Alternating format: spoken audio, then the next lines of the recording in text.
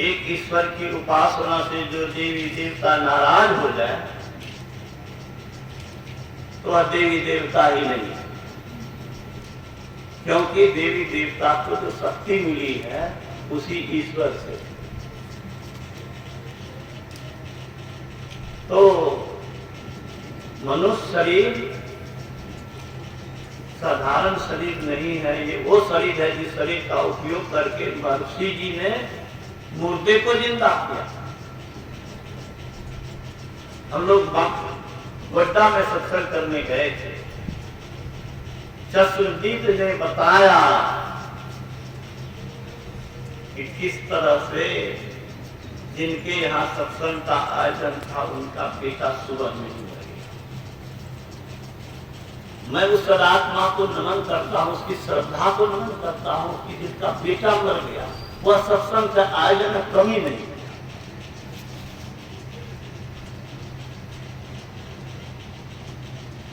सफेद वस्त्र से ढक दिया और अपनी व्यवस्था में लगा। गुरु महाराज आए और सत्संग के बाद कहा कि क्यों उदास हो, रोने लगा। तो लोगों ने बताया कि इनका पुत्र आज सुबह में मर गया। तो गुरु महाराज कहते हैं कौन कहता है मर गया, चलो तो देखें। छड़ी रखते थे, वो छड़ी दिया और फूल जो चढ़ा था फूल एक छो दिया।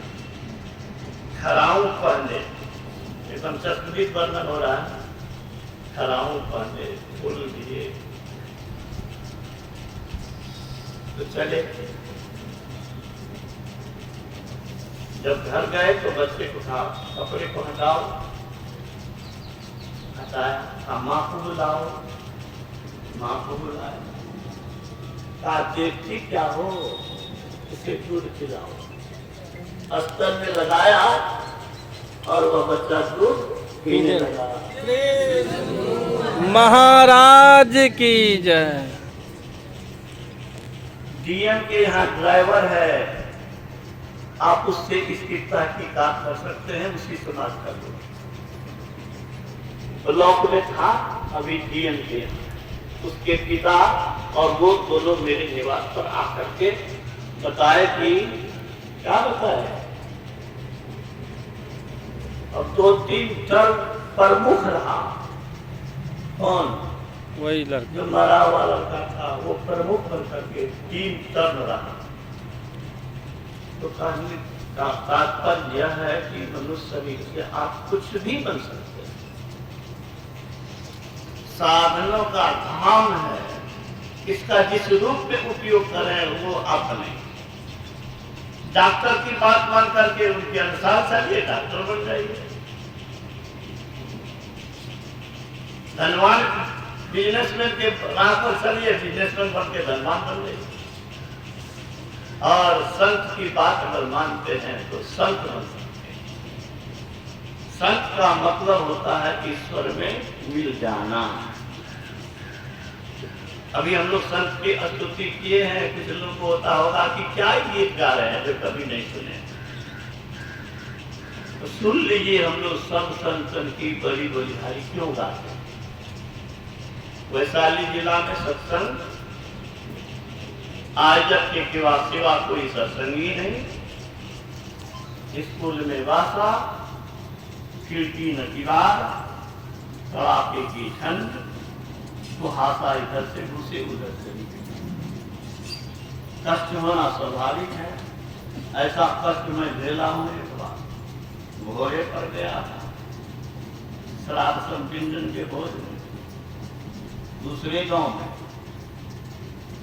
रात में जब ठंडी लगी तब घोड़े का पलांग से पर लेकर के चला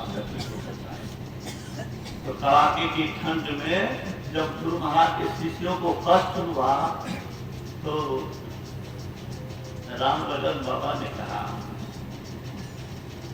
कि बुजुर्ग को जहाँ प्रोग्राम नहीं देना चाहिए वहां भी देते हैं, अपने भी कष्ट करते हैं, हम लोग को भी कष्ट होता है। गुरु महाराज दुखी होकर बोले, तुम नहीं जानते हो संत हमारी रक्षा करते। पहली बार मैं जब पढ़ा इस प्रसंग को तो मेरे मन में हुआ कि बॉडीगार्ड का बहुत वक्ता देखे हैं, लेकिन गुरु महाराज का बॉडीगार्ड तो नहीं देखे। लेकिन गुरु महाराज कहते हैं कि संत हमारी रक्षा कर। आगे मैं जिज्ञासु होकर के पढ़ने लगा कि आगे क्या लिखा है। तो भगीरथ बाबा ने कहा कि हुजूर, संत तो ईश्वर में मिलकर के एक में एक हो जाते हैं, कोई अंतर नहीं रखता। फिर हमारी रक्षा कैसे करते हैं? क्या वे मुक्त नहीं हुए? गुरु महाराज कहते हैं हाँ जी मुक्त हैं, लेकिन अपनी मौज से चेतन शरीर के साथ इस शून्य में रहकर हमारी रक्षा कर। हम अगर सत्संग नहीं किए होते तो हम भी नहीं जानते कि चेतन शरीर क्या होता है। अब कितने शरीर होते, जो पहली बार सत्संग में आए होंगे वो भी कभी नहीं सुने होंगे कि हमारी आत्मा जो है 4 जड़ शरीर के साथ और एक चेतन शरीर के साथ। चेतन शरीर में जाने के बाद गुरु महाराज कहते हैं कि ईश्वर वैसे ही दिखता है जैसे कांच की अलमारी में रखी हुई मिठाई दिखती है। परमात्मा दिखता है तब चेतन शरीर में। चारों जड़ शरीर को पार करने के लिए दृष्टि योग नादानुसंधान है। इस योगाग्नि में वो चारों बीज जल जाता है जो आप कह रहे थे बीज की बात। चारों जड़ शरीर स्वाहा हो जाता है और चेतन शरीर रहता है, परमात्मा का दर्शन होता है। और चेतन शरीर भी जब हटता है तो परमात्मा से मिल जाता है। तो गुरु महाराज कहते हैं अपनी मौज से चेतन शरीर के साथ इस शून्य में रहकर हमारी रक्षा करते हैं। इसीलिए हम गाते हैं सब संतन की बड़ी बड़ी। उस दिन से मैं जब स्तुति करता हूँ तो मन ही मन उन संतों के रूप पर ध्यान देने की कोशिश करता हूँ। उन संतों को व्यक्तिगत स्मरण करता हूँ। हे बुद्ध, हे कबीर आदि आदि, आपके चरणों में मैं नतमस्तक हूँ। क्यों नतमस्तक हूँ? आप दुखों को नष्ट करने वाले, दुख भंजन भव फंदन, भव फंदन, संसार के सारे बंधनों को आप विश्व का है उपकार करते। अरे जो अपना उपकार नहीं किया दूसरे का उपकार क्या करेगा? अपना लॉल भी लाइक अपने तो भिखारी है, दूसरे को क्या देगा?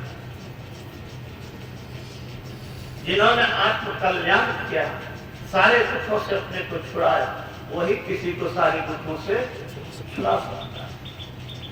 इस भाव से संत की स्तुति करते हैं। गुरु महाराज ने कहा था 1980 में, अपना जो लगाओ हिमालय के समाधिस्थ संत भी तुम्हारी मदद करेंगे। गुरु की तो साधारण बात नहीं है। इतनी श्रद्धा से आप जुड़ेंगे, भीतर से जुड़ेंगे तो भीतर में कुछ आएगा। ठीक है, नहर जब जुड़ता है बैरेज से तो खेत में पानी देने लगता है। अब बीच में जो पर्दा आ जाए तो पानी कहाँ से जाएगा? तो हम कभी दे सकते हैं कुछ जब उनसे जुड़ जाए। बड़ी आवश्यकता है। मनुष्य शरीर इसके लिए सक्षम है। ये ज्ञान भी इस शरीर में ही हो सकता है, ये काम भी इसी शरीर में हो सकता है। इसीलिए बड़े भाग पाइए सत्स, बड़े भाग मानुष तन। इसीलिए गुरु महाराज ने कहा मनुष्य में 2 प्रधान बातें, ईश्वर भक्ति और सदाचार।